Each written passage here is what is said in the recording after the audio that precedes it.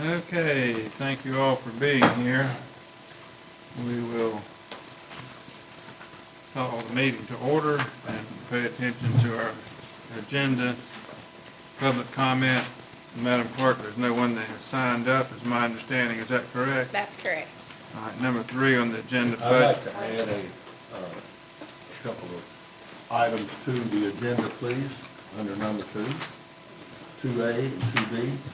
The first one being add the approval of the town manager's contract amendment as item 2A, and add consideration of ordinance 22 2A is approval of town manager contract amendment.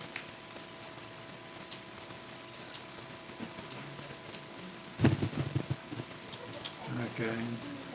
The second one is add consideration of ordinance 22-12 is item 2B, and that has to do with the adjustment on the budget for the bike path. That's out of the way of it. Madam Clerk, can we do that? Yes. We can. I would like to ask the town manager, do we need to action him to do something to get the underwater inspection started on the pier? Because if so, I'd like to add discussion and action to this meeting. I've got update from Fran Way that the divers are supposed to be here at the end of the month. What I've intended to do, I've told him that if they weren't able to do that, then that I intended to pursue other methods to get the underwater inspection done, which would most likely be issuing an RFQ or RFP for inspection services. So would you need us to formally No. action you? Okay. I mean, if you want to, but that's No, what I'm no. going to do. If we don't have to formally action you to, there's no reason to. All right, any other proposed changes? Yes, sir. All right, all in favor of these 2 additional items, that's 2A and 2B, say aye. Aye. Oh, wait a minute, I got to have a motion. Did I get a motion? I made the motion. Who seconded it? Second. Okay. All in favor, say aye. Aye. Opposed, say no. It's unanimous. Okay. So, at that point, we are at 2A, I guess. Yes, sir. And 2A is, I guess we need to get you and David to, or do we need to sign any of these, Heather? Or No, we had talked about it in executive session, and since it's a contract, we just have to approve it in open session. So Okay. somebody make a motion to approve. I'll make a motion that we approve the amended town manager contract. My second. Any discussion? Hearing none, all in favor, say aye. Aye. Opposed, say no. It's unanimously approved, and we're now on 2B, budget adjustment. Mr. Fielder, you going to take care of that? Yes, sir. We're ready to go ahead and start passing money through for the DOT's project on resurfacing Ocean Boulevard, which includes the construction of 2 bike lanes, 5 feet on either side. The refinement of the cost estimates are in. That total cost estimate is $1.729 million, the portion of which is the town's being $723,393, and the federal portion of that is $1,006,487. We currently have in the budget programmed for our contribution $700,000. What this budget amendment does is it increases the town's contribution by the extra $23,393, and also recognizes the pass-through federal funds. So if the board's intention is to carry out the project, they need to approve the budget amendment to house that money.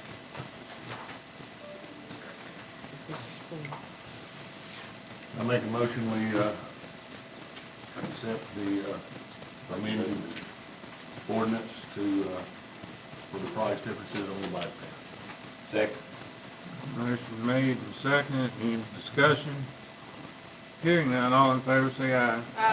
Opposed say no. All right, we're on number 3, budget workshop A, schedule. Who's going to speak to that? Yes, sir. Just wanted to revisit the schedule and also let the board know what's going on and those kinds of things in light of the fact that the board's goals have been acted on and established programmatically. Where we are is today's workshop at the 21st with the inputs that have been provided by the staff members. We've got you some really rough worksheets passed out today. We'll go through some of those, as many of them as you want to.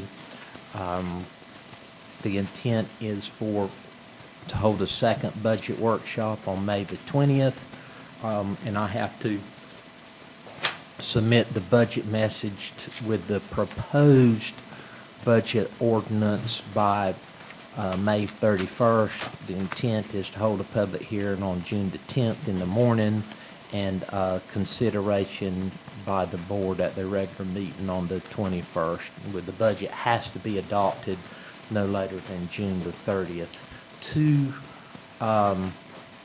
The process for today,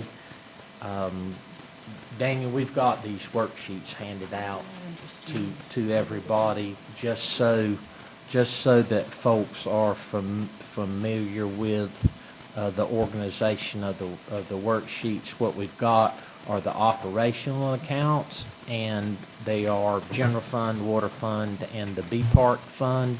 They're organized revenues and expenses by fund, with the end of year last year being the first column, the second column being our existing budget, where we are as of the end of March being the third column, and then the projections for the upcoming budget year.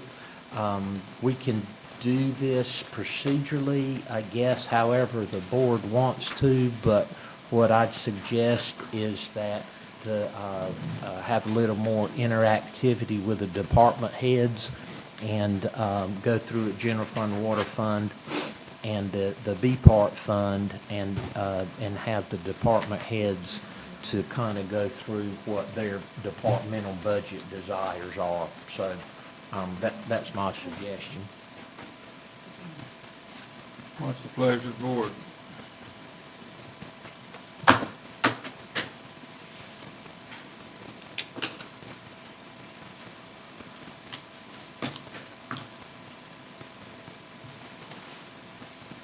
Well, being told not to stop, I'm gonna go ahead with the general fund. The first, Daniel, did you have anything administratively that you wanted to highlight for us? Just all the revenues are updated for the first column being at the end of year last year, but all the expenses are up to 4/30, not 6/30. So, that note there. And we'll work through the updates on those here in the next couple of weeks. The first section there for the governing body and administration, Heather is actually going to speak to those. Honestly, we're not asking for much different in the admin section. There are 2 things that are gonna show up in the future that are not in here yet. We had our phone systems were actually fried during one of the recent thunderstorms. It So got my office too. Same Wiped day, out. I was actually told it was the same day. Yep. So the ones that we have are no longer an option, so we're gonna have to start leasing a new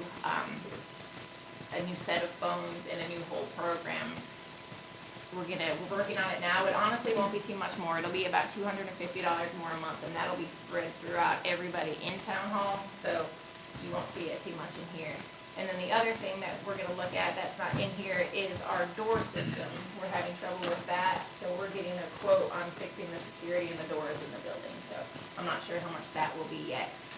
The other major change you'll see is, if I can find the line number, Margaret needs new software in the finance department, so, it is for $75,000 is the one that she looked at. It would be for payroll, it would be for taxes, it would be for water billing. And if you have any questions, she's the person to ask, not me. But ours is 2008, so we need an update to stay with the times, is basically what that one comes down to. Will that software allow online payments for water bills?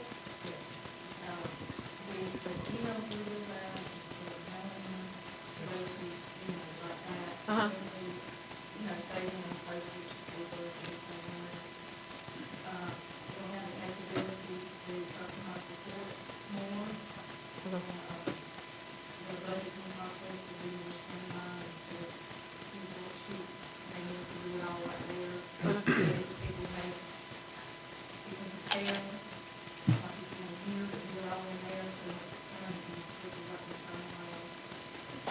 I know there was a question about credit card machines to take payments. Would that software allow payments by credit card?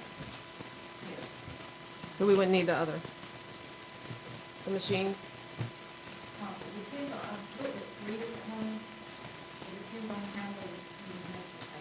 Okay.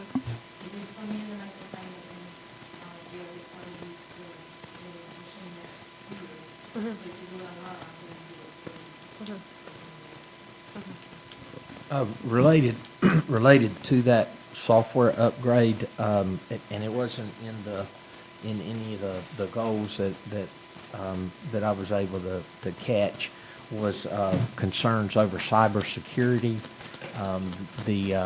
Couple of the local governments here in the not too distance from us have had significant amounts of financial intrusions and having their financial systems held hostage, and one in particular lost $4 million and another one lost $800,000. That's a concern, and one of the things that we're going to have to address. We do have a federal agency that is going to be conducting a quality assurance and evaluation of our system security, but that won't be until the fall. So beyond that, besides just being admin while I'm talking, I'll just go ahead and throw it out there. This will be across all of the funds, the salaries. The line items, what we're proposing is a 3% merit pool, which means it would be up to 3%. Everybody doesn't get 3%. And we have a COLA in there this year, which would be 7.4, which is based on the U.S. Department of Labor Southeast Region Labor Statistics. So that's what we programmed in there for this year across all of them. But unless you guys have any questions, this is pretty much the same with all we do. And the governing body expenses, professional services, we asked for more specifics unless this is just one, I would call it vendor under professional services. That's the lawyer, that's the auditor, that's the American Legal, the ordinance updates. I did ask to see specific line items underneath for each of those with what they cost. It's easier to keep track, particularly of town attorney, as we go through the year, if we can actually see what the subsets are of the different professional people that are in the professional services. And we ask for that in the budget transparency section of the objectives.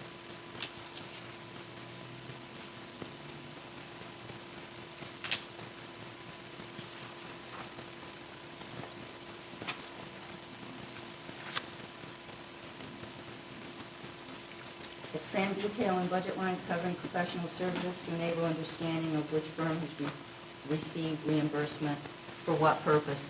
For what purpose isn't really necessary if we understand each of the, they're not unusual, but we have four different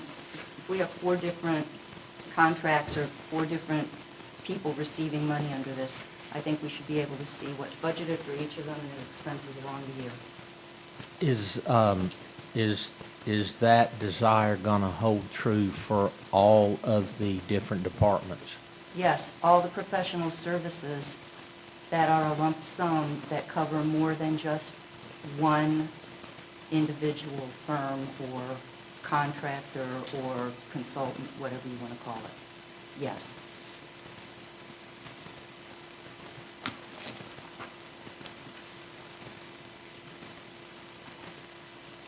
I'm just trying to think, does our system even have that number of line items in it to accommodate it with the number of vendors that we have?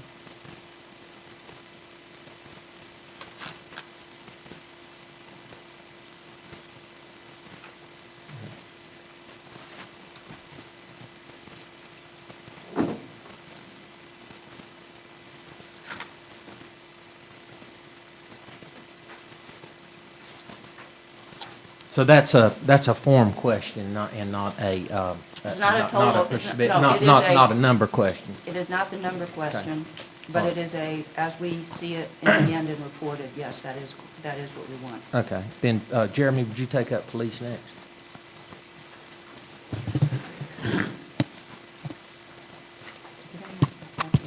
So in the police budget here, we've got a few, or a couple of requests. The majority of it is going to stay the same, but one of the big asks that we're going to have is to maintain the 10 allotted positions that we have now and add a detective position. Even though we currently have 2 vacancies that we're trying to fill, we've been trying to fill those since November, we just cannot afford for those positions to go away. So we're asking to maintain those 2 positions and maintain our current staffing at 10, and also add a detective position. Next thing down in communications line is actually drops significantly this year. It's going to continue to cover, the copiers, faxes, cloud storage, DCI, all that good stuff. It also includes the yearly maintenance for Central Square, but that major purchase that we had to do last year for Central Square is out of there, so that's why that line comes down significantly. That line also actually includes the purchase of 3 portable radios. The Viper system that we're using is transitioning to phase 2, and instead of purchasing the 10+ radios that we needed all at one time, we've actually been purchasing 2 to 3 radios per year to keep us caught up. We intend to purchase 3 this year, and then 3 more next year, and then we should be completely through. All of our portable radios will be current, and that'll have us compliant with the phase 2 of the Viper radio system. So we just kind of need to maintain the course on that. We're actually looking for a significant increase in the fuel line. The national average of fuel has gone up some 34% since we did budget last year, and we just don't want to get into the middle of the year and run out of fuel.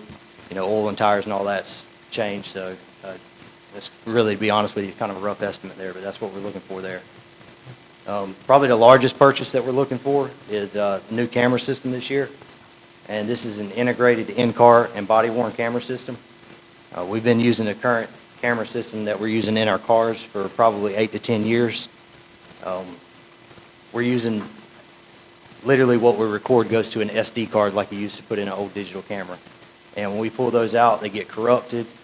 We've actually had reoccurring evidentiary issues in court.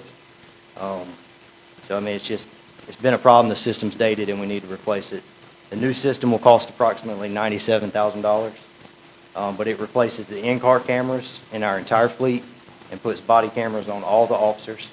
It also provides a back office suite that we need to run everything, and it provides recording equipment in the interview room. The recurring cost on that will be about $1,500 annually for maintenance and storage. As a side note, the Merchants Association has been collecting donations for the last 2 festivals, and they're planning on doing it again this year. And if the cameras and stuff are approved in the budget, then I've been told that they are intending to donate somewhere around $10,000 towards the cause. So we've been working with the Merchants Association. They wanted us to bring that to your attention. And just as a side note, there are currently 27 states that require law enforcement interrogations to be recorded, and North Carolina is one of those states. So when we do interviews and interrogations in the office for certain crimes, they actually have to be recorded. The reason part of this camera system includes an interview room recording system is we've had to take an old in-car camera system, and that's what we're recording on when we do interviews and stuff in the office. But North Carolina is required to be in compliance with that. So we're in compliance, but what we're using is, it's neither efficient nor reliable. And then there are also currently 7 states that require the use of body-worn cameras by law enforcement officers. South Carolina is one of those states. North Carolina is not yet, but I will tell you, it has been introduced and talked about in legislation. I have no doubt in my mind that in my career, North Carolina officers will be required to wear body-worn cameras. I don't know that it'll be this year, don't know that it'll be next year, don't know if it'll be 5 years, but it will come, and I think we need to be ahead of it. I don't think we need to be playing catch-up like we are with our interview recording room right now. And then the last thing is just replace one vehicle this year. It's just part of our routine rollover with age and mileage. The biggest problem we see there is that the market's volatile, and every time we call and try to get prices, they've changed. So the roughly $77,000 you see there is turnkey for everything, the vehicle, the equipment, cameras, once we pick it up, it'll be turnkey, ready to go on patrol. But that's kind of where we're at with the police budget, and if you have questions about it or thoughts or concerns, I'll be glad to try to answer them if I can. Jeremy, Yes. the salaries, does that include the 10 positions and a detective position? Yes, that's how we put that in there, correct. So if we fill those 2 positions and add a detective, the salary overtime is going to go down? No. I was asking Jeremy. I'll have to confirm that with Daniel, to be honest with you, but we try not to ever go through with the overtime anyway. We need it there. It has to be allotted for festivals, races, hurricanes, stuff like that. And I need to confirm that before I tell you. If we fill those 3 positions, I don't know if that would affect that or not, but that would be helpful too. So the formula, and I don't know the exact formula, but I know the way they do the formula on that side of it is it's basically a percentage of the officers, so that if everybody's here working during hurricanes and all that, it's Okay. covered. Thank you. Yes. Jeremy, the radios that you're replacing, the radios now, I know there's been some changes in police communication because of all the cell phones, basically. Are these radios that you're getting, are they reprogrammable as these wavelengths keep narrowing down? Or the ones we have now, are they going to be able to be compatible with the new ones?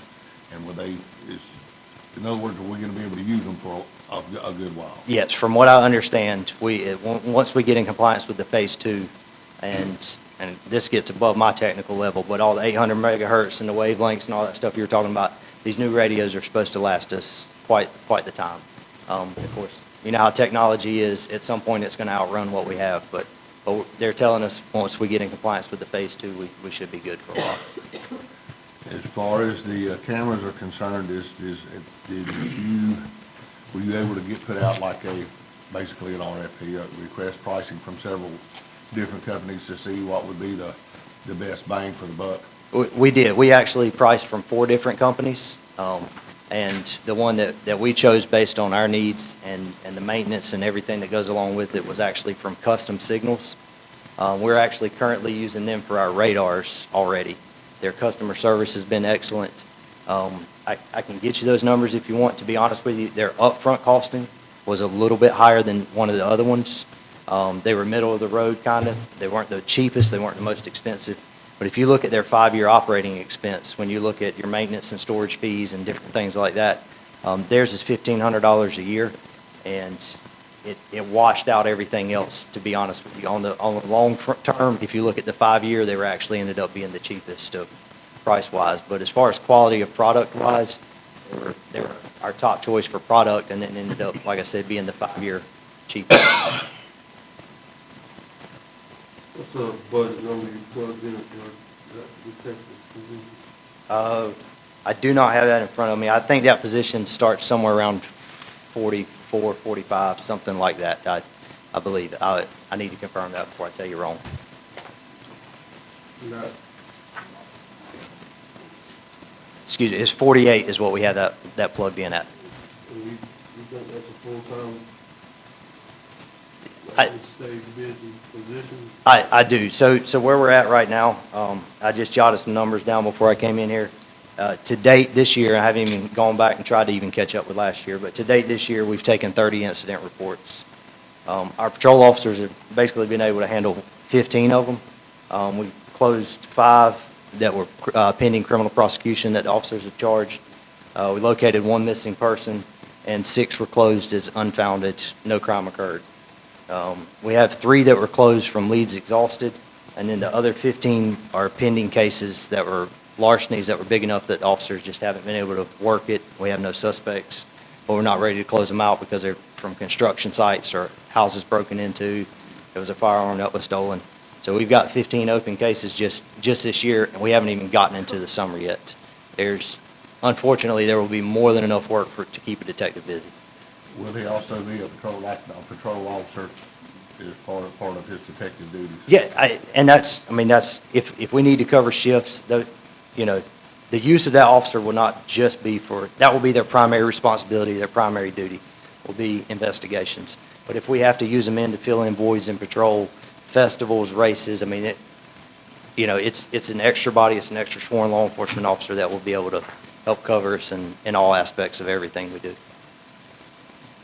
And you're down 2 officers now. Yes, we are down 2 right now, correct.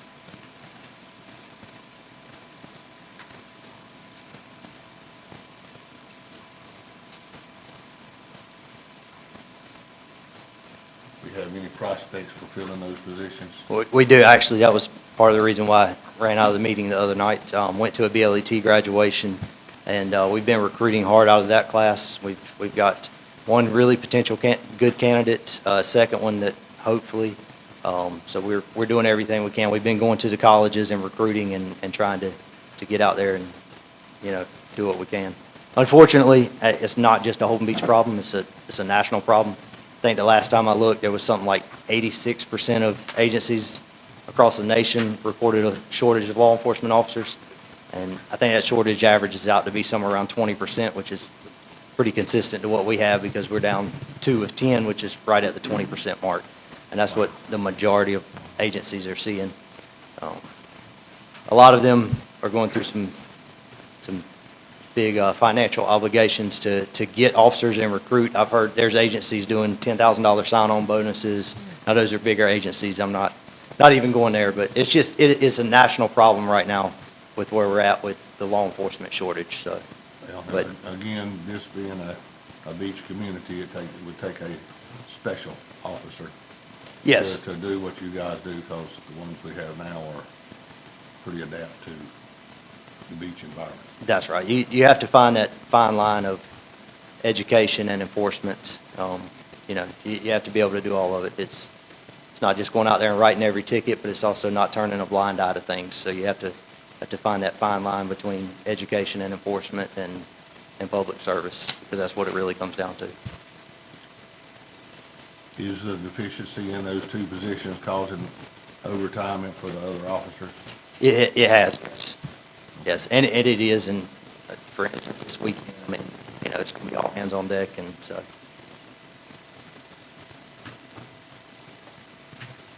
Thank you, Jeremy. Yes. Chief, could you speak to the lag time on vehicle procurement? Oh, yes. So we've ordered 2 vehicles. The way the state contract works is there's an open window for orders and all that. And I'd have to check the dates. It was around September, October last year. We put the order form in for 2 vehicles. Those were PO'd. They were supposed to be here at the end of the year. The end of the year came, and then it was January, February, it was March. We called again in April. The vehicles still are not ready. So we've got 2 vehicles that are PO'd, they're ordered in this budget year. As far as procurement goes, I mean, your guess is as good as mine, I hate to say it like that, but it's just that hard, we can't get equipment right now, so. Is that from the manufacturer or from the upfitter? No, that's from the upfitter has not even gotten it. Once he gets it, he's telling us his turnaround time is gonna be about 12 weeks.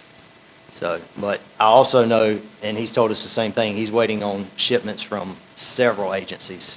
So he's kind of sitting there waiting on, probably half the agencies in the state to get all vehicles at one time.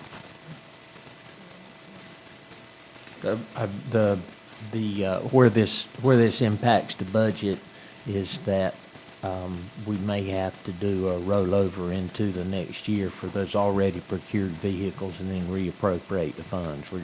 That'll be a game time decision on how that rolls out.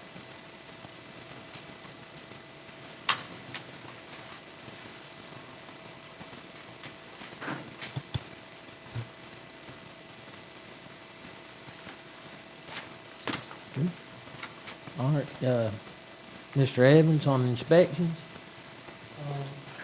We don't have anything specific going to change from last year.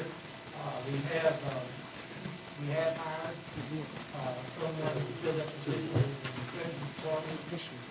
They're lattering over from another department. There's a few items that have either remained the same or gone up, I'd like to touch on them. One of them is travel and training. I think the board needs to understand while we don't use that $10,000, you get credit for the $10,000. I actually got a phone call from Rhode Island, letting me know how we got some new points in the CRS, and that was because we had allocated the right amount of money for training. Now, what I'm saying is that while we may not use but $5,000 of it, the fact that we've allocated enough for training to get points, it needs to remain in there. Now, our training line item is going to go up because we are hiring someone who's going to have to take a lot of classes. It's sort of like the police department over there. They've got to get certified. They're going to be constantly going to school. They're going to be constantly having to go to seminars. There's going to be a lot of materials and stuff that's going to have to be gotten for them. We're not intending to put a new vehicle in this coming up year. We're going to roll over one of the pieces of equipment that we set to the side last year after we purchased the last vehicle last year. So there's not a new vehicle for this person. We're just going to refire up one of the old ones and then take it from there, basically. So, but there is a retrofit for that equipment. We got to bring in computers for the trucks and get equipment for them, so there's some allocation for that as well. I want to talk about the contracted services. I don't know how we're going to break out our contracted services because we don't know what that's going to be until it's engaged. A lot of times. There's a difference between professional services that are knowns and contracted services. We were talking specifically professional services. Okay. I was just concerned because a lot of times y'all tell us you want a committee formed and you want stuff spent and we have to do it, and I don't know how we're going to predetermine what that would be. So I just wanted to touch on that. The other thing is equipment purchases, and of course while that line item's going down, it's looks like it's out of sort to what we've spent. It's like $2,000 more than what the actual end of the year would be if we keep going with projections, and that's for the new equipment for the old truck. This is a new inspector. The truck we're bringing over was never set up for an inspector, so we've got to get equipment in there. Other than that, I think that our budget is actually going down. I think our overall cost went down because we don't have the vehicle purchase in there. We don't have any capital purchase in there at all. So ours is actually going down. If you got any questions, I'll be glad to answer. Right? Huh? And revenues are going up.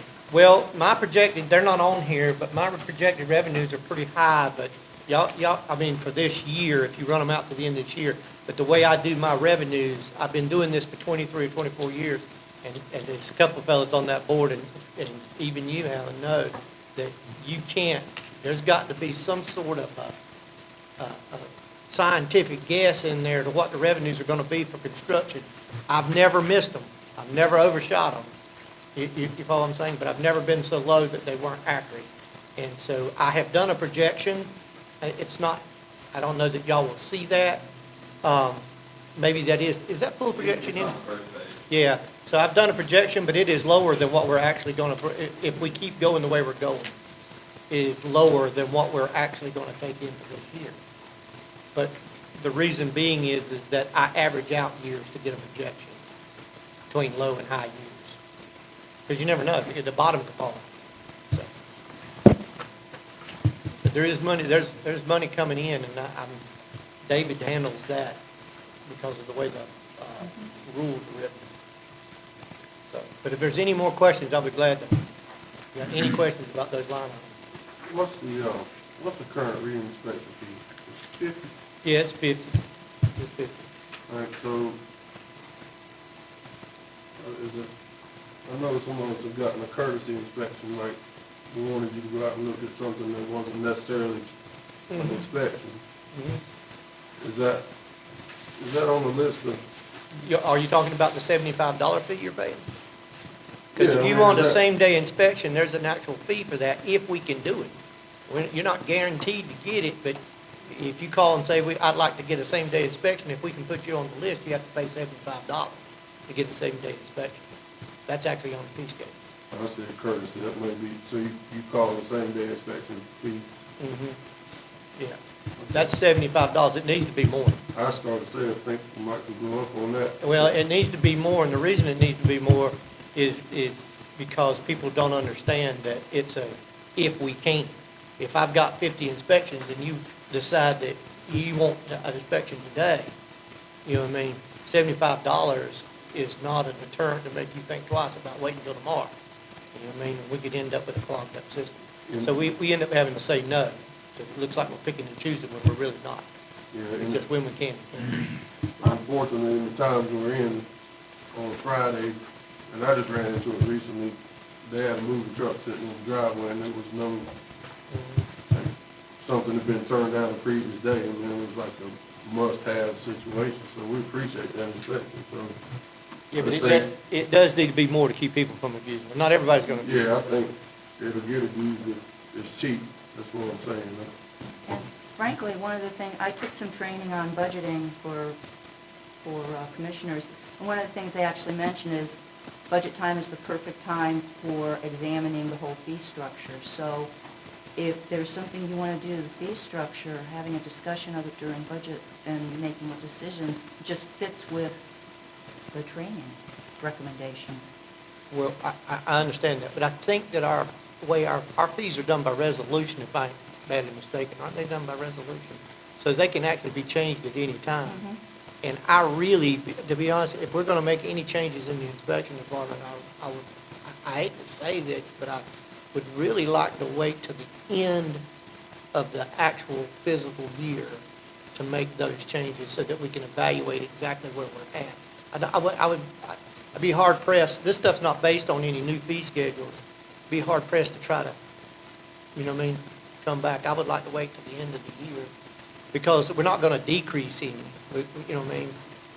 It's not gonna hurt us to wait and then see what fees need to be changed, and look at it a little bit better. Because there's got to be some policies written. And, you know, it's funny he brought that up, but I was not gonna bring it up till June. But there's got to be some policies written for that, because in today's climate with construction, the way things are going now, the way materials are hard to get, the way the industry is changing, the dynamics of it, everything about it is getting faster. We've got to accommodate it, but I really need to be able to write some policies to go with some of these changes. And it's just not that one that needs to change, there's some more to it. That's fine. I don't know, like something, I don't know what kind of provisions they'll let us have or even think about doing, but I mean, there are times when you just absolutely cannot finish a house these days. And you can't say, well, my shower door's coming in 2 months, or my garage door's not gonna be here for 6 months, and we can't finish the house.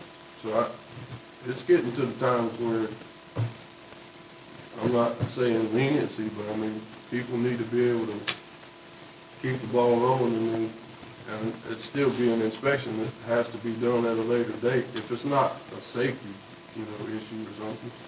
Well, there's ways to accommodate you. I think we've been doing a really good job of accommodating the contractors, the ones that we can. Some contractors you cannot accommodate, but there are contractors we can. And that's why there needs to be policies in place and set procedures. Tim, you said you had somebody that's gonna be your assistant. Is that something that's gonna start soon? We've already hired them. They should be here in May sometime. Yeah, we laterally brought, Carrie's moving over from Margaret's department into our department. Everybody know Carrie that works with Margaret? Yeah. She's lateraling over into our department. I promised her I would train her. So she has a college degree. She has a high aptitude. She's very intelligent. I interviewed her for over an hour and a half. We went through several interviews, and I think that she would be the perfect candidate for what we're looking for. I'm glad you got it done, Tim. We know you need it.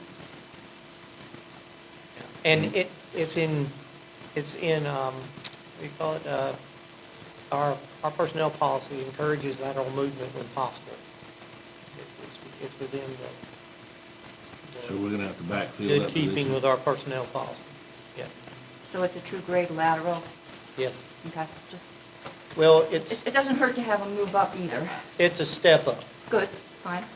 Yeah, it's a step up, but it ain't that great a step up, but it's a I step up. understand.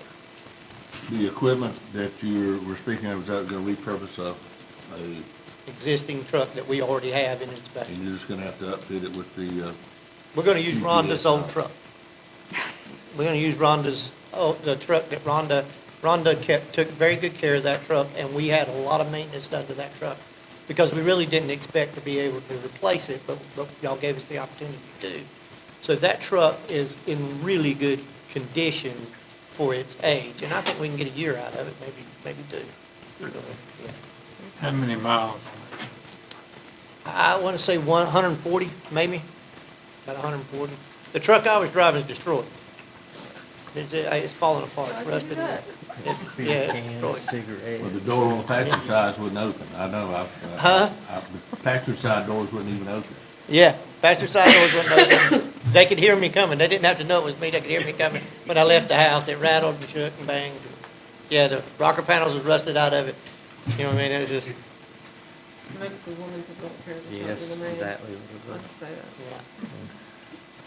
Thank you, Tim. If we get lucky, we might be able to pay somebody to take it. Tim, would you comment on I think the legislation 2 years ago that requires reporting of inspections, revenues versus expenses, how that works?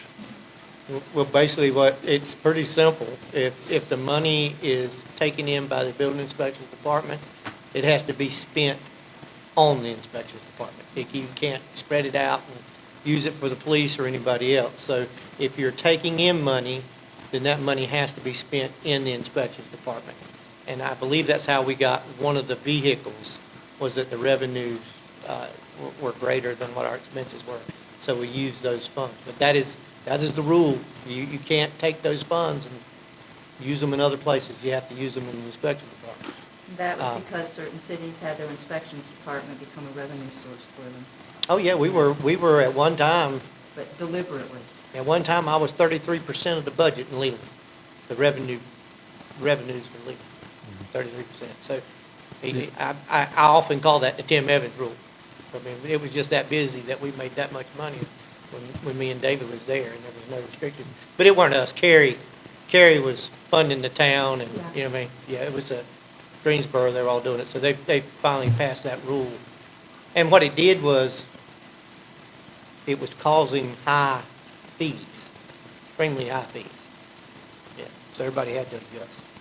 It's actually a subcomponent of the AFR that's part of the audit too. That's a special carve out that the local government commission reviews, in addition to inspection, the inspector group at the state. So, I guess a good thing to say would be if the revenues are there, we may be able to replace that vehicle sooner than later if they're there. So.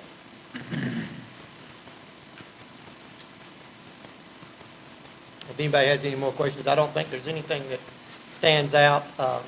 There's an increase in the gas and oil because there's going to be another truck, there'll be another vehicle running. The departmental supplies are only going to go up a little bit. The dues and subscriptions going to have to go up because clearly she'll have to be accommodated for those kinds of things. But all in all, we've come down. I bet it's come down.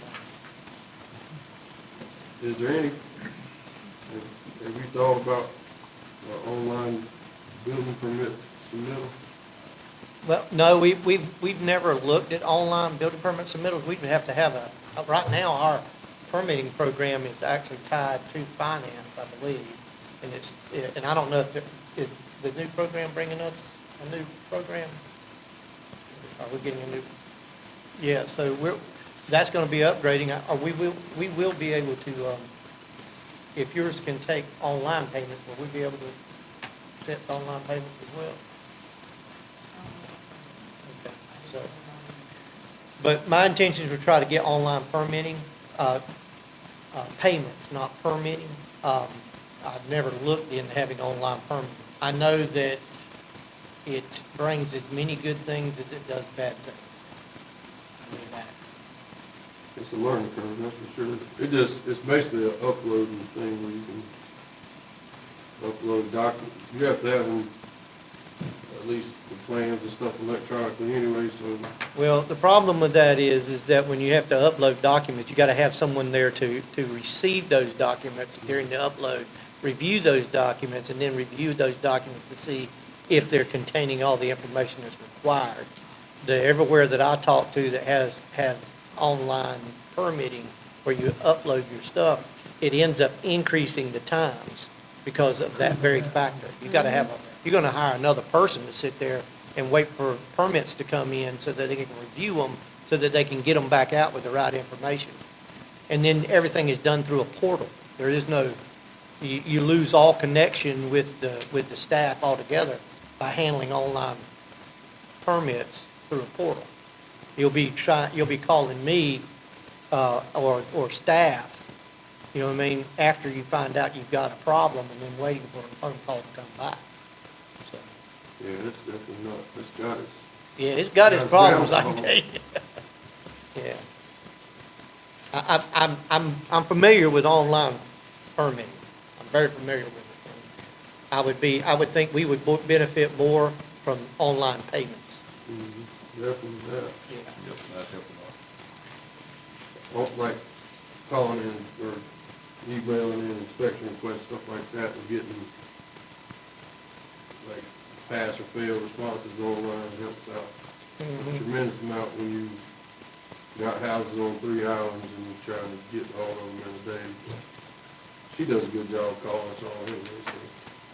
Yeah, I mean, it's part of our policy that she's supposed to call you, you know what I mean, to let you know. And they're supposed to, we leave stickers on site if we feel like it needs to be done. A lot of times, if we're still working with people with permits or applications, I don't leave stickers. I don't leave a failed sticker if my intentions are to call you and have a discussion with you about what's there. And I do that quite a bit, but if it's cut and dry, we leave the sticker. And you can see them from the street most of the time. Yeah, you can. The red one. We get them down quick. Yeah.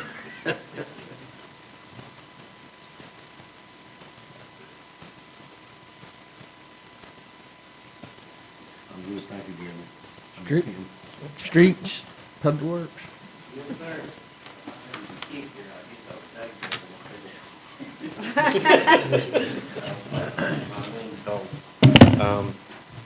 There's not a whole lot of difference in the streets than there were last year. 21-22 budget was $853,000 and some change. This year's is $776,266, which is down a little. There's a few of the lines there that's been adjusted somewhat just to try to make up for what I'm seeing in the price of everything that we get is costing more these days.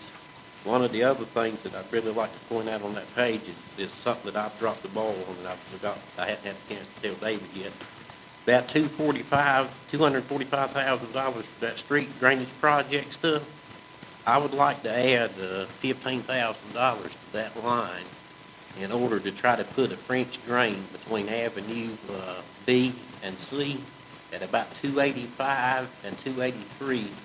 Those lots right there, every rain that we get, you've constantly got a pond in the road, and the reason being is there's old asphalt under that existing road, and we've got the frontal dome on the south side, and we're continuously, there's really no way for us to maintain it without getting rid of that water.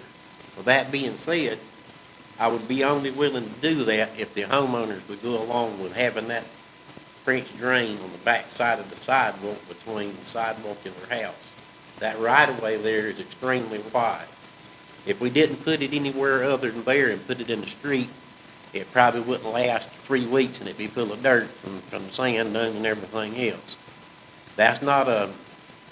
That wouldn't solve that issue, 24/7, but I do think in the summer months when the water table was down, it would take care of what we're seeing, because like I said, just average 30-minute rain, and you're sitting there with a road full of water.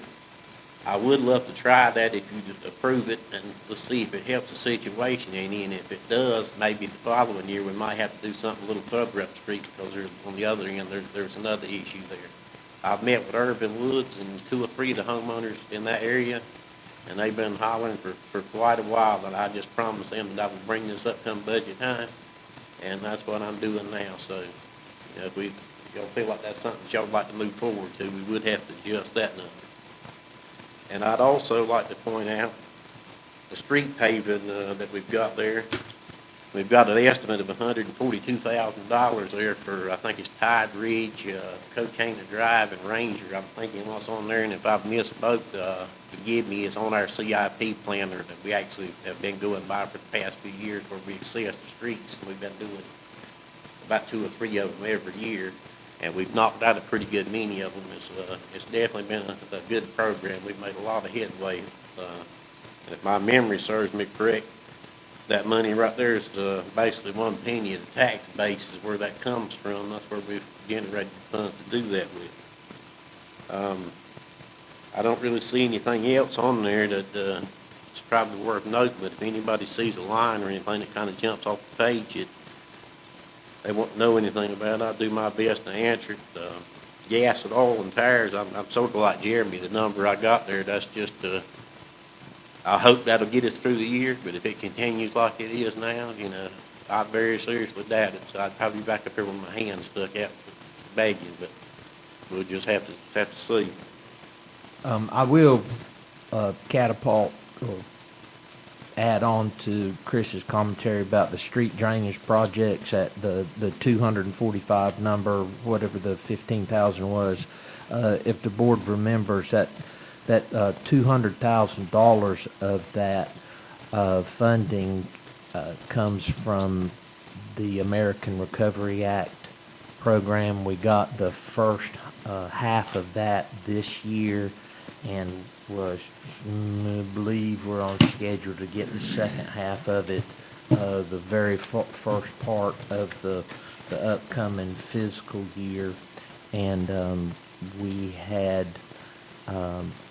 generally directed those stormwater improvements to some type of solution in the 300 block. That was the idea behind that. So that's really a capital type project. Those funds have to be spent by 2025, 24, but yeah, it's not critical to spend it this year because it's tied to one of the projects that we've asked out of the federal earmarks. We've asked for some stormwater money there. I believe there's a desire to undertake a town-wide stormwater assessment, but I just wanted to point that out, that's a American Recovery Act funded project that we haven't knocked all the corners off yet. What are the monies for budget expenses for on-street and off-street parking? And I know that in revenues, those were the numbers. Are those numbers correct? How are those numbers derived in terms of the revenue, but also what are the expenses that, what's You know, net? those, actually, that 82 and 9, that actually doesn't reflect the decrease from the budget amendment that you did the other night. So this was the original projection that the board did the last month, and then I reflipped them to be the right way. So that number is based off of the on-street, off-street parking numbers as they are today reflect 2 months worth of 635 total spaces, and it's about a 25-75 split on off-street to on-street parking. So, whatever that math gets you to, I'm telling you that 82 and 9 reflects, that's old 3 months data and doesn't reflect the budget amendment that you did the other Yeah. night. So the FY 22-23 budget, the revenue was exactly the same, and what I'm saying is, it's the same as the expenses in public works, so Absolutely, because the accounting for that has to be tracked. I understand. First off, how did we come up with the 82,336 and the 9,868 It was the. for the whole year it was- for next year? It was the number of spaces. Oh, For For next the- year. yeah. Yeah. It'll be more than that. Okay, Yeah. so those numbers are not Those, correct. those numbers aren't correct. Thank you. And so, yeah, they'll be reflected here where they will. The also- big- yes. Yes.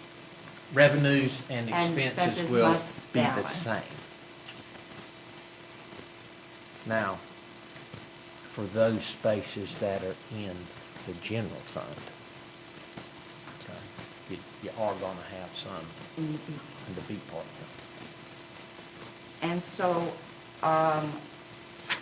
within the public works expenses, are these monies anticipated for activities that are for converting certain lots, for maintenance, that kind of thing?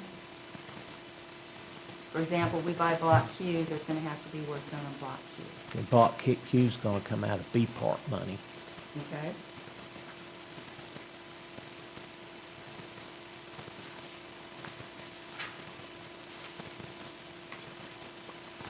Chris, what streets did you say were in Yes, block? You said Ranger, Tide Ridge, and Point West, Tide Ridge, and Ranger, I think, if we look at our CIP plan, it's got the, we're following the schedule, what's on there. I'm sorry, I didn't have those wrote down on my. That's I think I'm gonna jump ahead of you there and guess. Our streets condition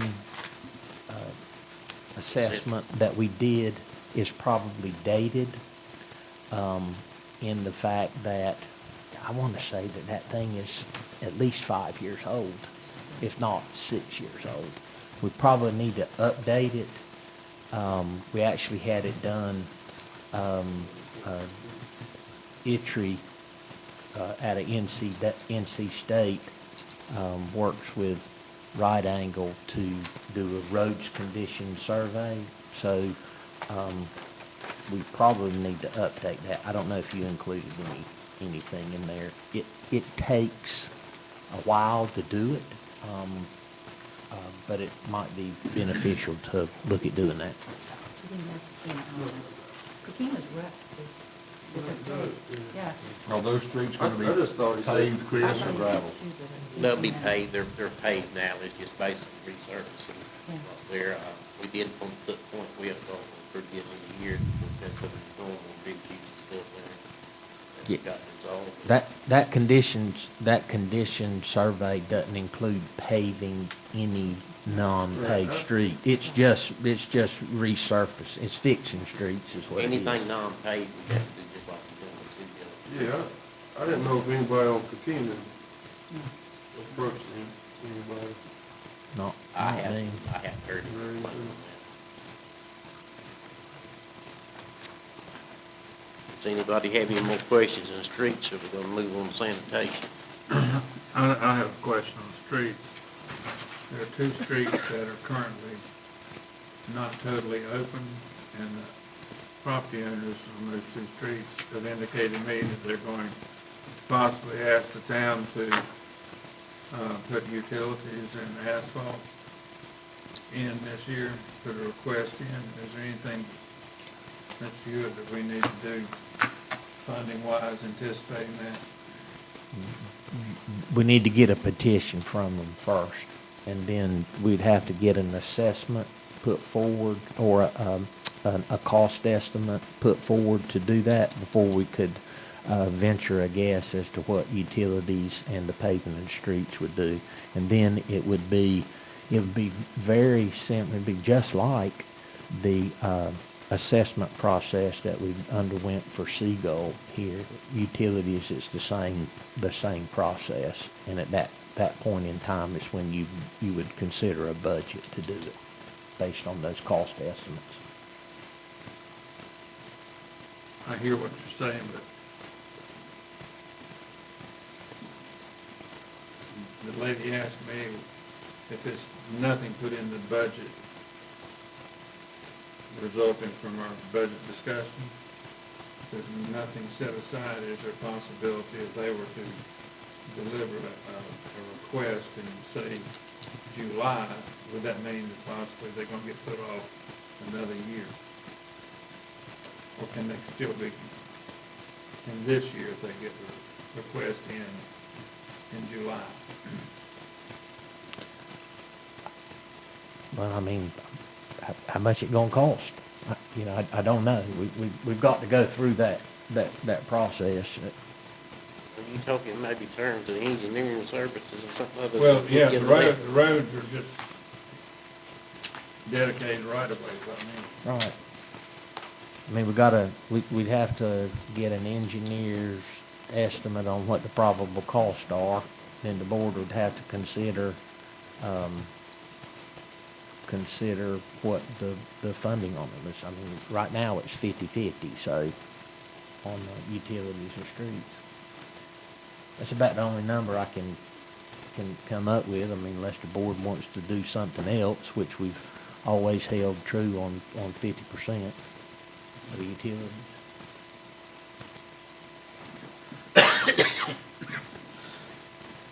I hear what you're saying, but I hate to call it late.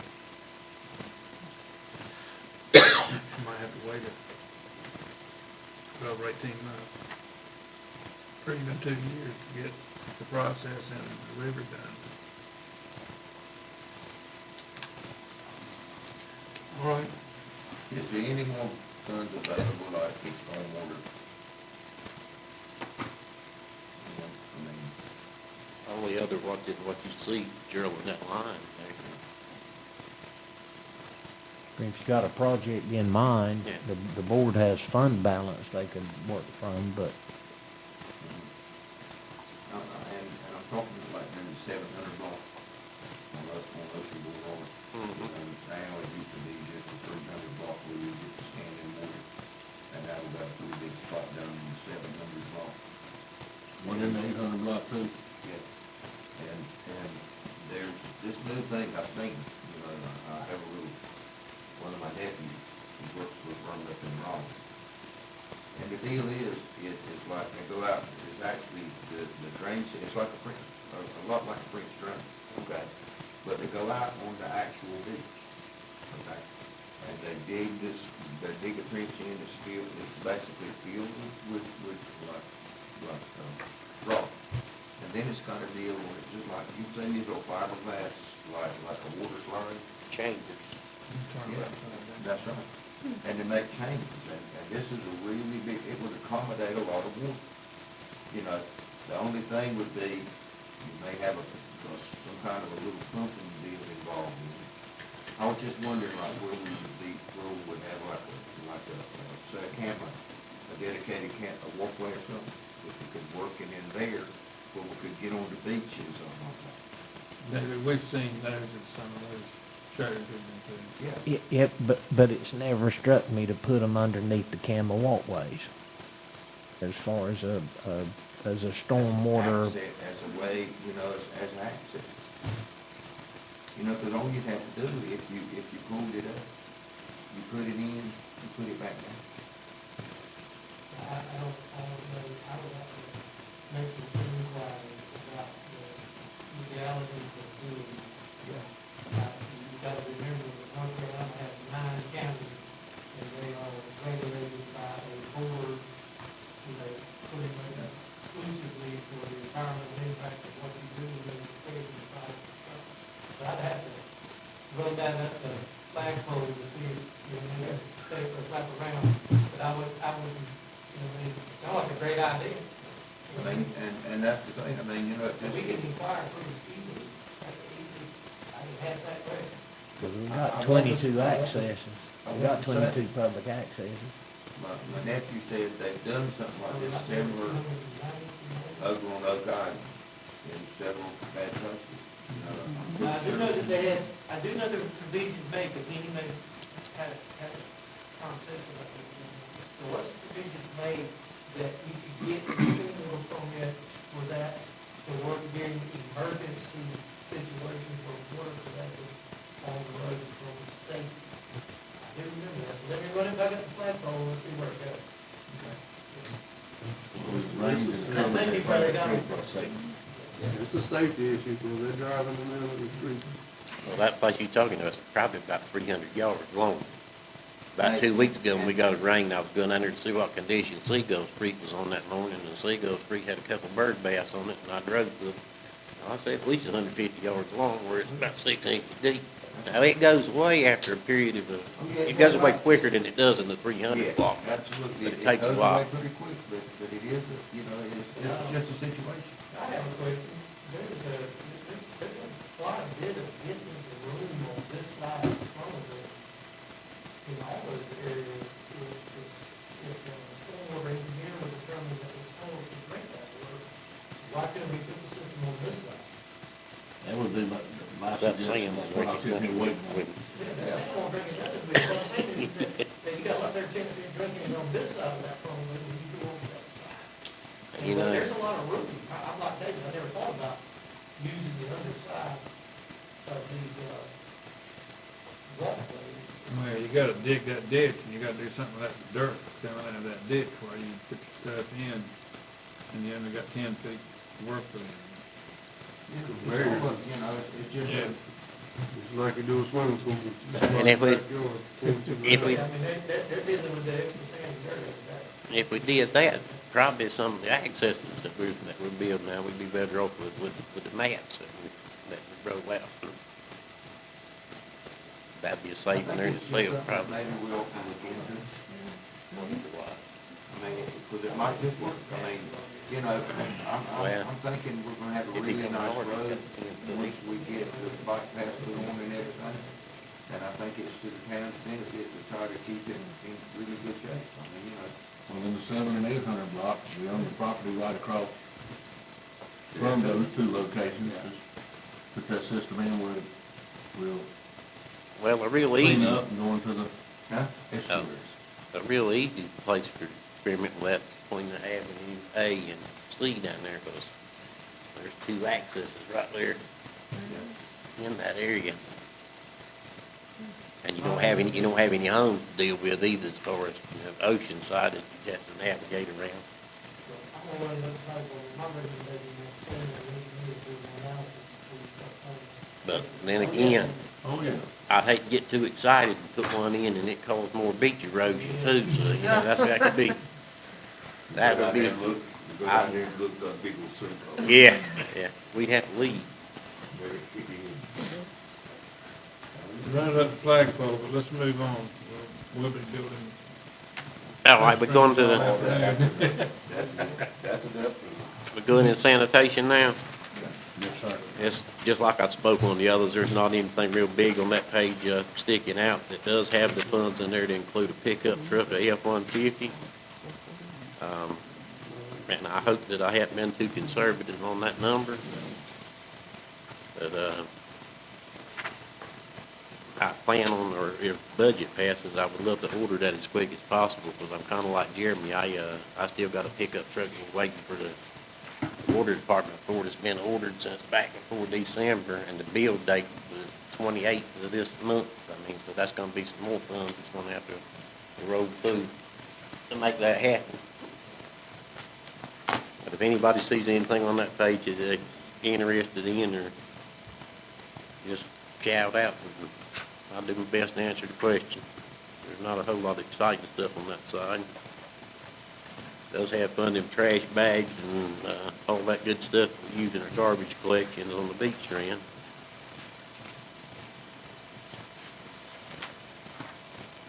Everybody cool?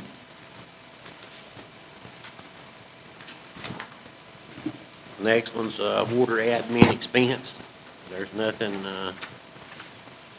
standing out there any different. It is, as a matter of fact, it's actually, looks like it's about a few $1,000s less than it was last year as far as the number there.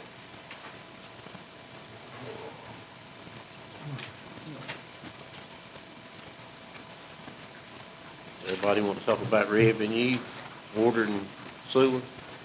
Revenue's always a good thing to talk about if you got something coming in. If I look at our 2021, or 21-22 budget, we're actually a pretty good ways ahead of what the estimate was.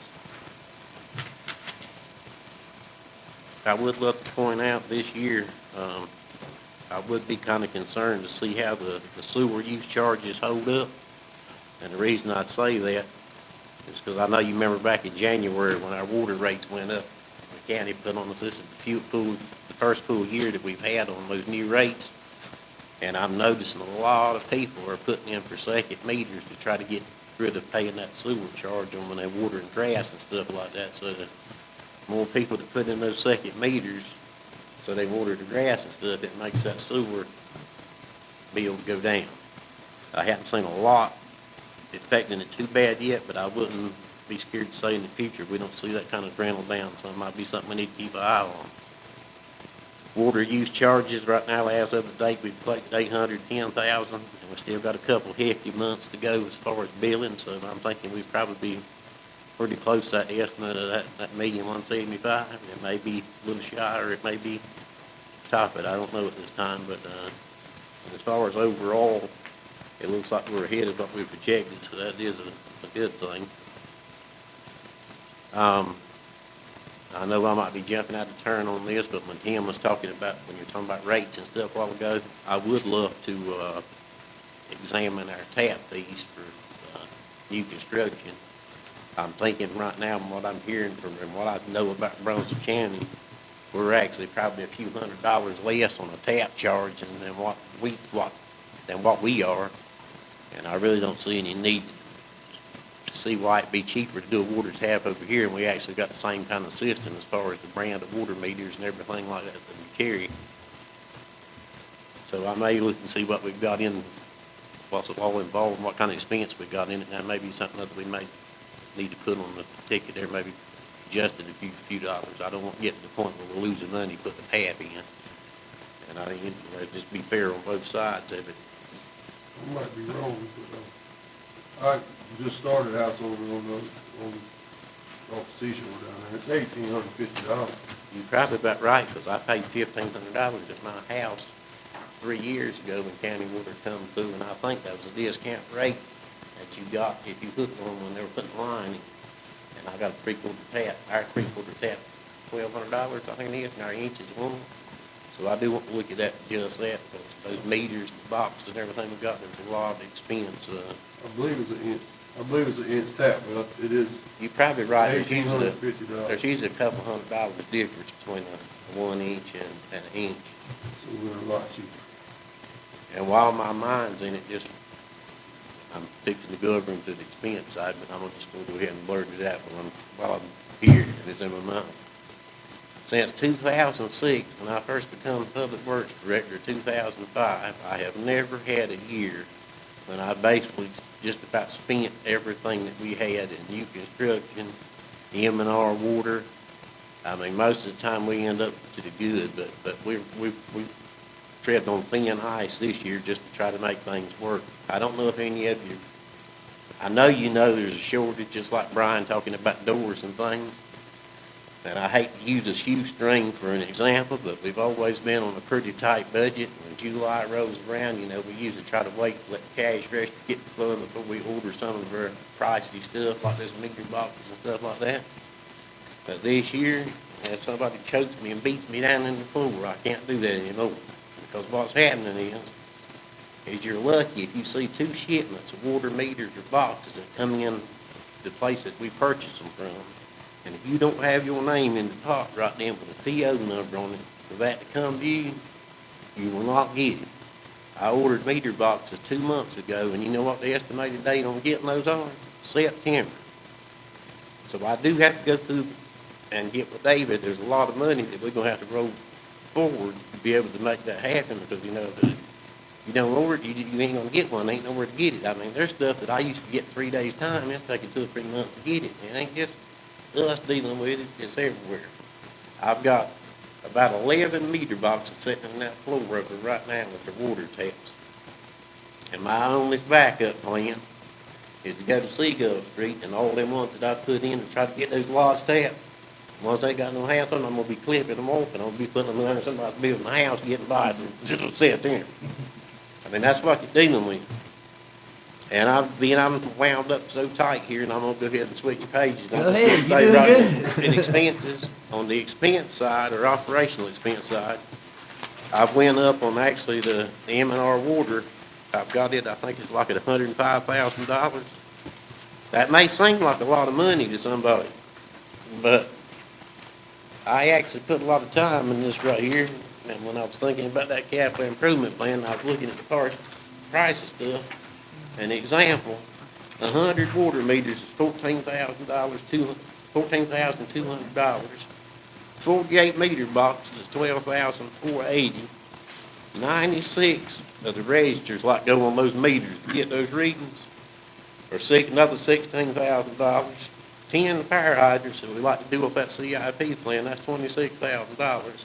That comes up to be $68,712. That don't include any tax or anything.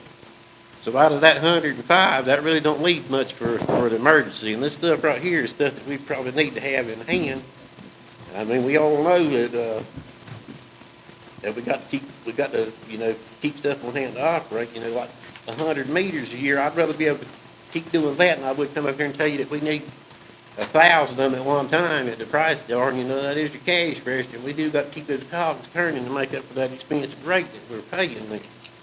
And I would also like to point out that when we do that bike lane, I may be coming back in here with my hand out, because the way I figured, there's probably about 700 houses on that boulevard between here and the guard shack that's got a service going to them. And when they start doing that bike lane, every one of those lines that they cut in one of them houses is $100 a pop. So you figure, you know, if you've got to replace 3 or 4, maybe 300, say we done half of them, 300 of that, that's about 30 grand right there. Now, I don't know, it may be only a quarter of them get cut, but, you know, it's just something that we just gonna have to hope for the best. So that number, even though that looks like that's jacked up, I don't think anybody would disagree that that sounds mighty conservative when I sit there and you look at those few parts and pieces, I mean, $70,000. And I have seen probably at least a 35 to 40% increase in everything that we've got in water and sewer.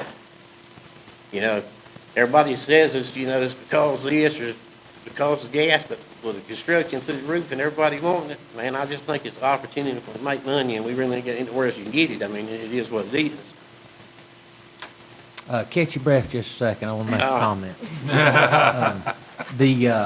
Chris's concern over the installation of the bike lanes driving cost over in the water fund, you know, having to fix stuff.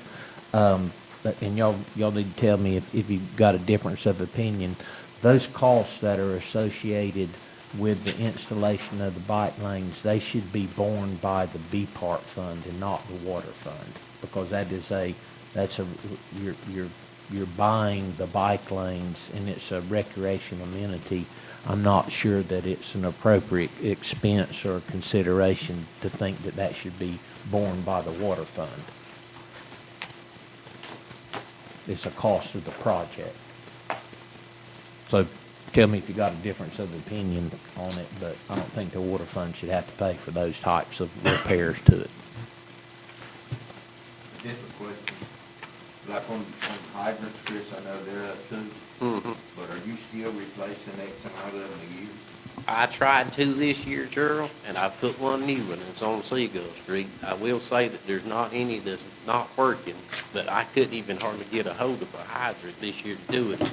And I know this might be a bad term to use, but as my mama said, I've had to rob Peter to pay Paul with this budget and be able to do what I've done. I mean, you know, if something's working, and I mean, we running into shortages where we can't get a hold of stuff, you know, I mean, naturally, you know, I'm gonna choose the route of being able to operate. And like I said, we don't have any hydrants now, they're not working, but my intentions are to keep trying to do what we need to do to make that happen.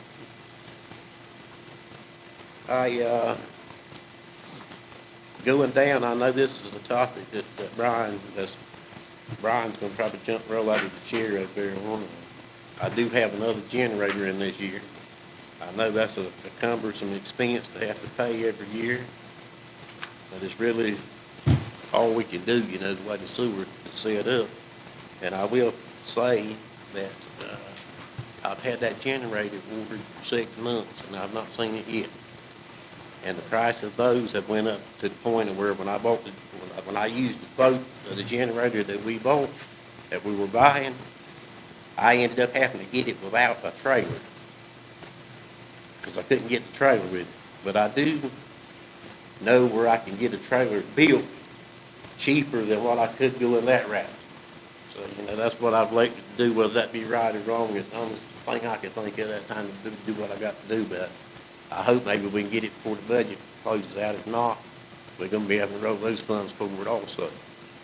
It does have some funding in there for, I think it's like $18,000 for GIS equipment, and actually what that is I want to try to get some of the same equipment that our surveyor used when he started logging everything that we had on GIS as far as fire hydrants, sewer valve pits, road center lines and stuff like that. We've made a pretty good bit of progress with that. I've just got, we completed Holden Boulevard, most of the side streets on that, but that's something that I wanted to try to build on every year. And there's also another $35,000 somewhere in contracted services, I think it is, on one of those other lines, and that's part of what that's for, is to continue that. And I'm also hoping maybe that training-wise, I've got one employee, if I can be blessed enough that maybe he'll decide to stay with us a day or two longer, that I'd love to get headed off into that field there where he would be our go-to guy as far as doing some locating or anything that we need at GIS. I'm hoping to get to the point where I don't have to have a surveyor or something to come show me where something's at. That was much needed for years, and I'm glad that I've made some headway on it. And the budget actually does have the funding. Well, we don't have, well, it's on paper that we got it for the pump station, funding for the pump station. I would love to see Greensboro Street pump station complete, or we can move on to something else. I mean, I feel like every year that we stay and we don't do something other, we're dodging a bullet. I love the fact that maybe we could possibly get some grant money, but I don't love the fact that it's always November or December before you know whether you're gonna get it or not. And when we wait around like that and then you don't get it, then you're so far behind the game that it just sets you out another year before you even consider starting again, even if you got a plan. Because it's something that basically you'd have to have a shovel in the ground in October to be able to finish within 6 months before the busy season got here. You know, I know it is what it is, but that's just my take on that. I may be, oh yeah, if somebody sees that purchase for resale on water, that big number, that's all due to the the rate increase that we have in Brunswick County. And I said it's the first year that we've had a full 12 months of that rate. If anybody sees anything that jumps off the page that I hadn't covered, just feel free to speak, and I'll do my best. Remind me, Chris, you said you had some equipment that next thing, right? You have what? We had already bought. No, what actually happened, Brian, is I actually had almost forgot that, and I backpedaled and got it all figured out. We had actually encumbered the money to get that equipment with. Equipment had never been put together. Airvac ordered all the parts and pieces, and I was thinking, well, we're on the hook to pay for that now because I've got it encumbered. But I spoke with Airvac about 2 weeks ago, and they said they would only build the equipment when we tell them that we're going to be ready for it. If we say we're going to be ready for it in 6 months, they can accommodate us. And I was kind of dubious of the fact that, if we didn't go ahead and get it now, that the price was going to go up. But they have guaranteed or assured me that the price is locked in and we do not have to pay for it out of this year's budget. But with that being said, at that time, I was assuming we were going to be able to make something happen this upcoming year, if that's making sense. Another reason that we didn't get it shipped on site was if they ever put it together and they shipped it here, they considered it being just like it's operational, and the warranty would have been dead before we ever even put it in the ground. I think it was like $205,000 is what this pump cost. Got grounded pump's been sitting in the tank over there for 3 years. Yeah. Well, I ordered the sewage pump from one of those stations, and it was almost a full year getting here.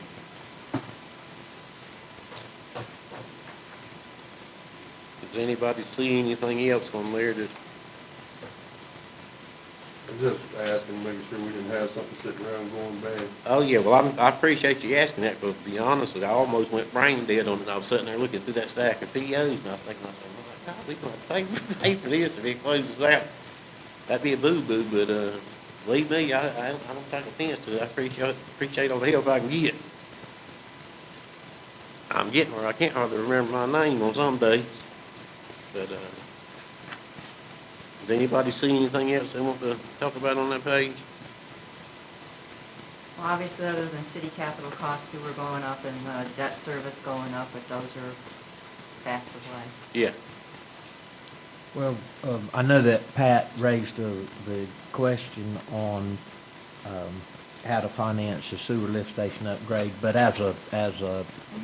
during the course of the discussion on making application for the federal funds, for the purposes of the budget, we're are showing here that they're loan proceeds, and we're just going to have to work through that as how that plays out on it. But one good thing about it, we got the plans and designs already. So if and when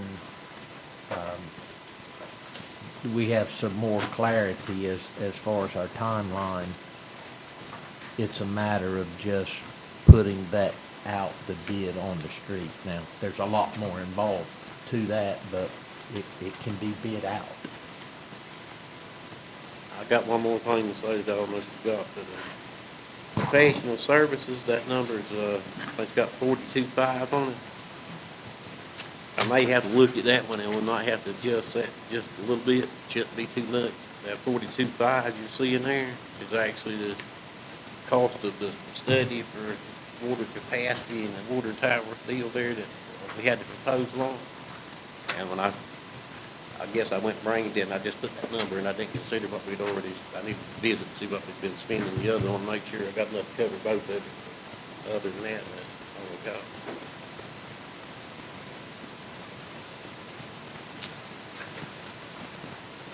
Well, just noting that you only $400,000 in the red right now, so it doesn't matter. Yeah, okay. Been like that my We whole can't- life, I don't know why. We can, once Daniel finishes working on it with the spreadsheets. I was born that way. He'll figure it out.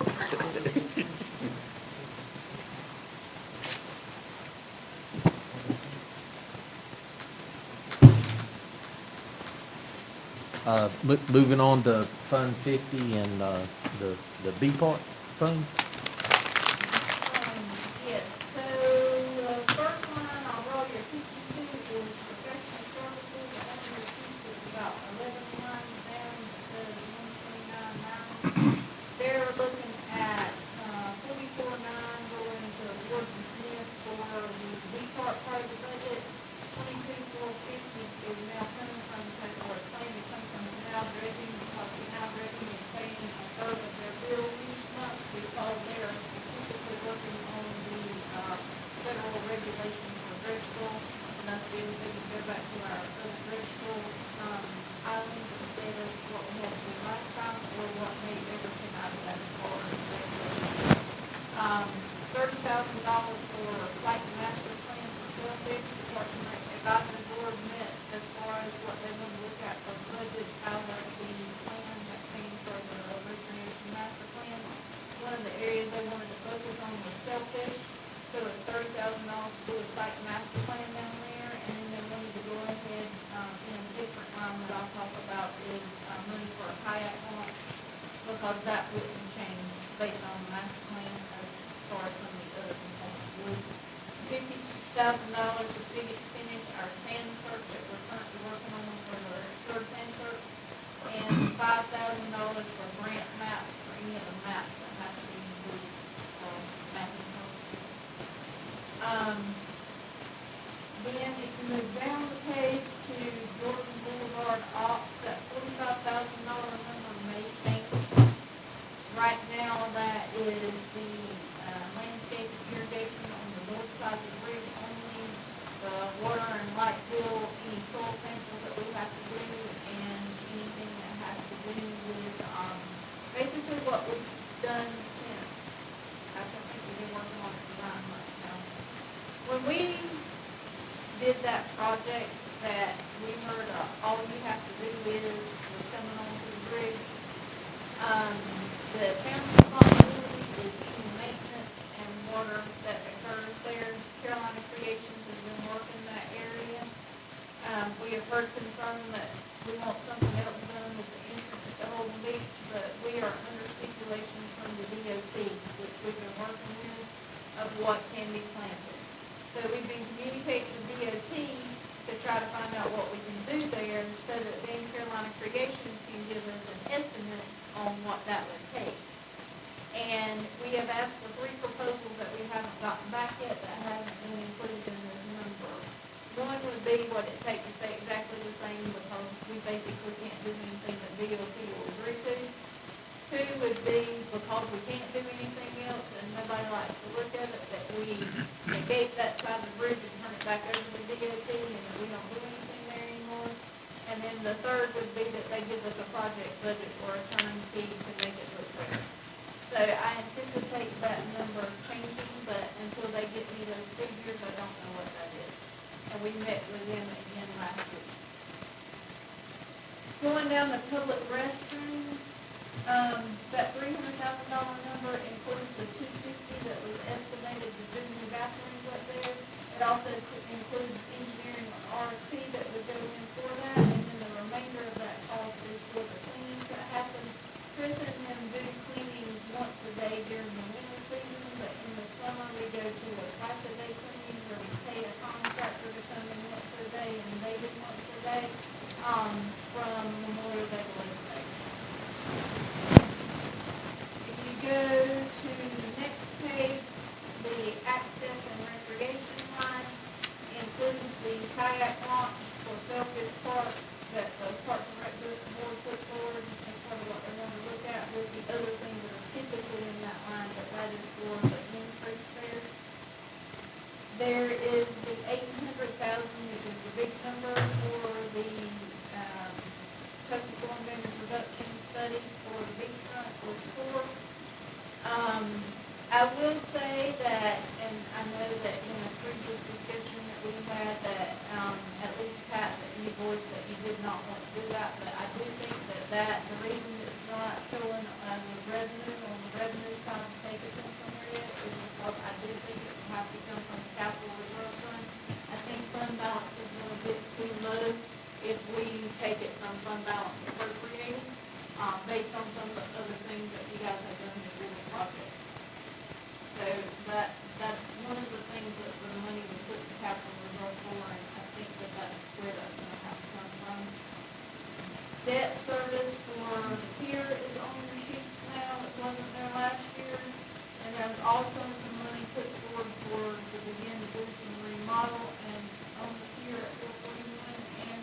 $5,000 for 796 to look for, to begin the engineering and analysis there for what might need to be done to convert that building. That's the big things on the expense side, or the changes, whether they're big or not on the expense side. On the revenue side, we're looking at an increase in the amount of accommodations tax that they're expecting back. The revenues for the pier property have not been included yet because that change happened after this was done.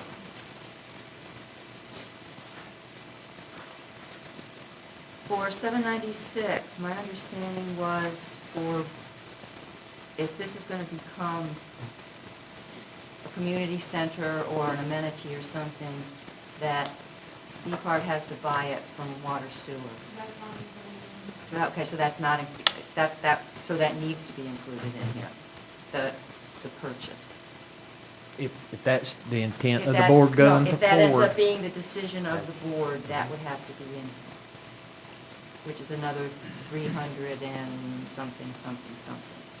I'm going to say the same thing I said last year about the core study, and I have seen that other towns do it. They do not view that study and that project necessarily as tourism. It's not sand on the beach. It is protection. It is protection of your island and your infrastructure, which would mean it could equally be taken from general fund, or a split between general fund and E-Part. This is not putting sand on the beach. It is not putting sand on the beach. It is a study. So I'm just raising again, it's equally defensible that it can be paid for out of the general fund.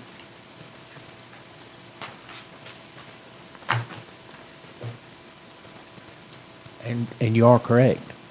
I've seen The- other, the- I have seen other I mean, beaches that are doing it that way. The general fund is, I mean, that's why it's called the general fund. Mm-hmm. I mean, it can be used however the board chooses to do that, to do with it. That's got fund balance implications, but we can, however the board wants to do it, we can show that, and we're gonna be refining these numbers significantly over the next couple weeks.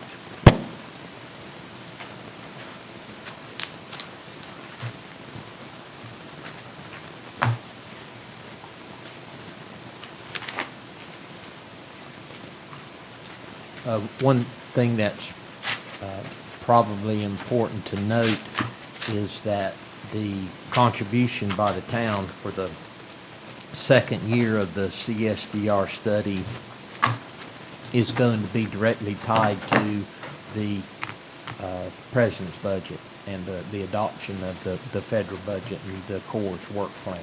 Remember, this is a match. This is the town's match, so.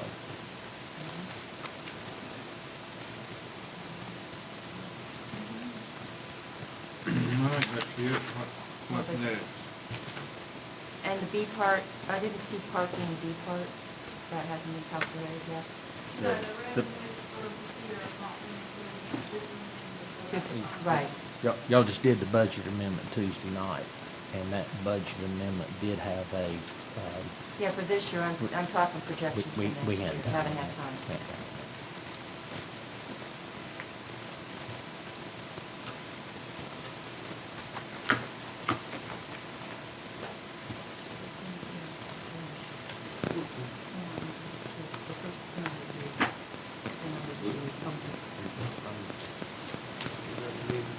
I'm listening. I'm good as far as us going through with the staff. Okay. Turn it back over to the board for further direction. This amendment, everything, is there anything that you had in mind to talk about or do other than we need to possibly consider an additional meeting? I have one comment, and it's not related to this meeting whatsoever. The board received a inquiry the other night as to what the insurance was going to be on 441, and went back and checked the actual. I don't know how to respond to the gentleman that asked the question. Well, until the state gives us all the feedback, we can't. Well, I mean, I've got an insurance bill and I've got a League of Municipalities bill. And the flood insurance was $5,972. And the, League of Municipalities quote was in the amount of about $2,000.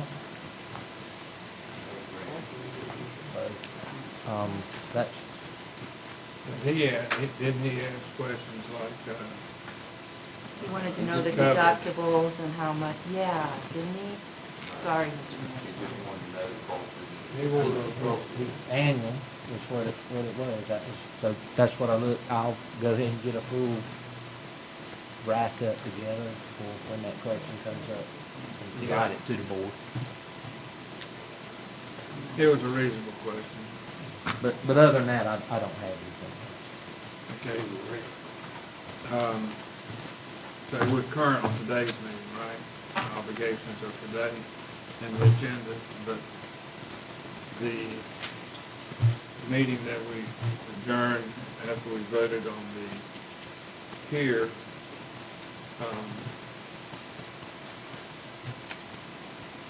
that was a split vote.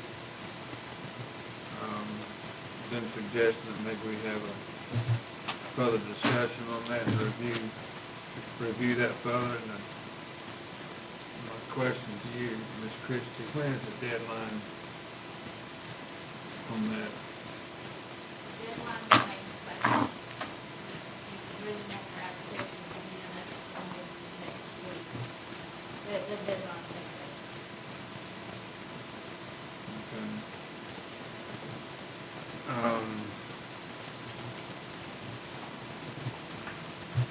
I could call for another meeting if the commissioners so choose me to do that. I may have to do that.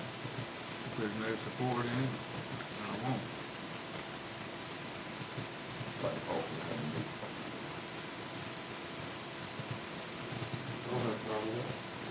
All right, what's everybody's schedule next week? How much, we gotta have the notice? 48 hours. 48 hours, today's Thursday, so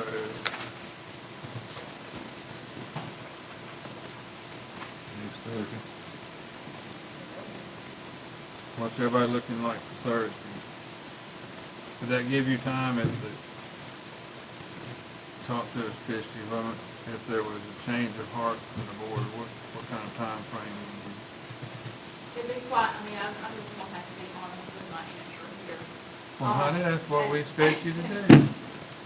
I will have to do all the work on the front end and then whatever the board, because what wasn't included in your packet the other night, is there's supplemental documents that have to go in the point system, like minutes from all the meetings that occurred, and, master plan marked up. I've done some of that preliminary stuff with the master plan marked up, but the minutes still have to occur, and there's no way I can wait till the end of the week to do that, and then y'all vote on it because our application is that.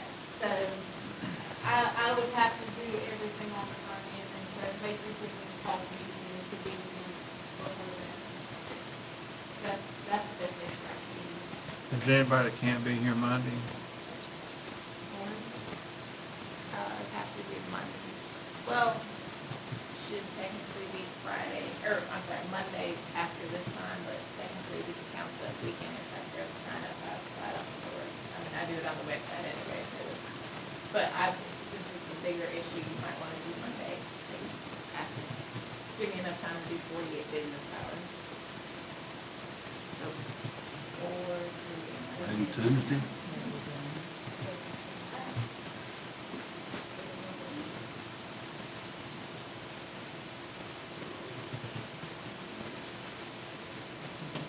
I don't think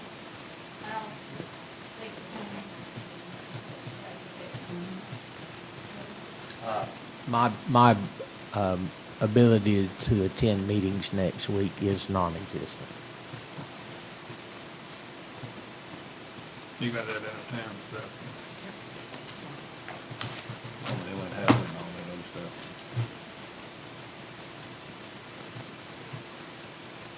But Tuesday. the board does not need me to be the meeting physically. board wanted to, amend the agenda now to talk about it right now and then just schedule a meeting for Monday to ratify it, like that way that David's in the room right now, if you have questions with him, but I wouldn't recommend making the decision today just based on how it went down last week. I would like to put it out to the public first, and that's why I would say not add it like we did the other items today.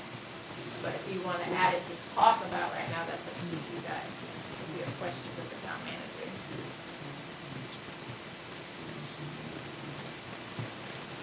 You name it, I'll be here. I'll make a motion to be here. Christie, what I hear you saying is the earlier the better for you, right? What I'm saying is to make it convenient on the board, and I'm willing to do work, and whatever happens with that work will be the thing that happens to work for. So to make it convenient for the board. But earlier the better. Earlier. Yes. Earlier the better. Okay, Dave's not gonna be here, then who has a problem with Monday? Clerk, you got a problem with Monday? I could do Monday, if we're getting out of here now, we could do Monday at 3:30 if that works. I just need the 48 hours, so. 3:30, 4. Anybody have a I mean, problem if with? it's just a one-item agenda, I can get it up here. How about,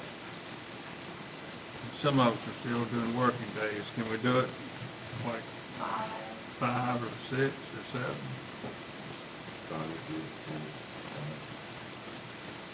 Pat? I'm fine with 5. I don't want staff to stay till 7 at night to do a meeting like this, so 5 seems like a good, it's the end of their day, they don't have to stay that long. Should you think that would be a good time to add, what David wants to do? No, don't add anything that you need, David, just make it a one-time. Or how about 4? Well, what do you wanna do? Somebody tell me what's best for you, and we'll call it. I see. Huh? Earlier is better for me. On Monday, earlier? I mean, Depends on not- if you want the public to be convenient in case people work as well, 5 might work better than 3. All right, so 4:30? Hairs. All right, I'm gonna call a meeting for 4:30, April 25th. Is that all right? Madam Clerk, will you follow up on that for me? Yes, sir.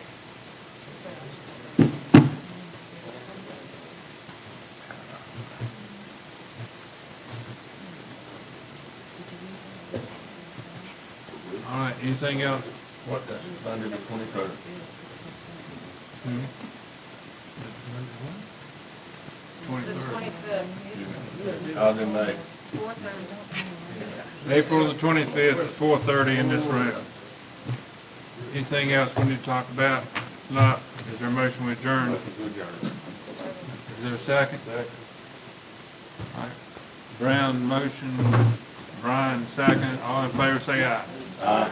Aye, it's unanimously approved.